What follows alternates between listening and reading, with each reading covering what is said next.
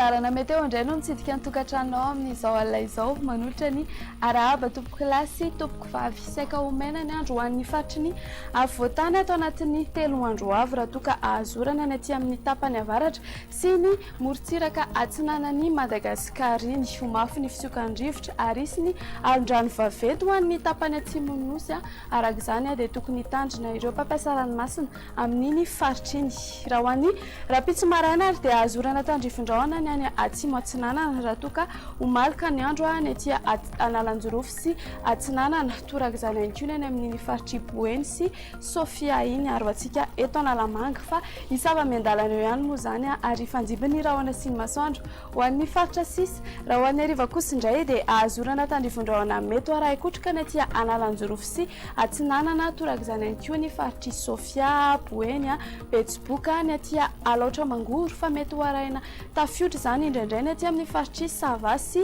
Diana mbola mitohy hatrany ny orana tandrifondraona ho an'ny faritra atsimo atsinanana ary fanjibiny rahona sy ny masoandro ho an'ny faritra sisy raha ny maripana ny tombanana ho ambandrira ho an'ny rapitsy dia 12 degré Celsius hitantsika aty Vakinankaratra eo amin'ny 17 degré Celsius eo kosa ho antsika eto Analamanga ny maripana mafana indrindra kosa indray dia hitantsika any miandro vazoany 4 degré Celsius toy izao kosa ary ny mety toetry ny andro ho an'ireo tanan-dehibe sy nosy manodidina antsika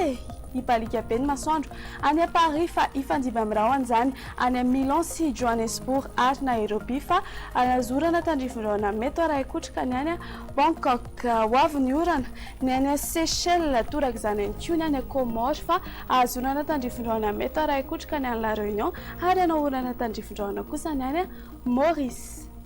Dia izay indray ary ny masaka azona rosatinao tamin'ity alina ity ankasitrahana fiainanao niaraka taminay hatramin'ny farany fandarana veloma tompoko.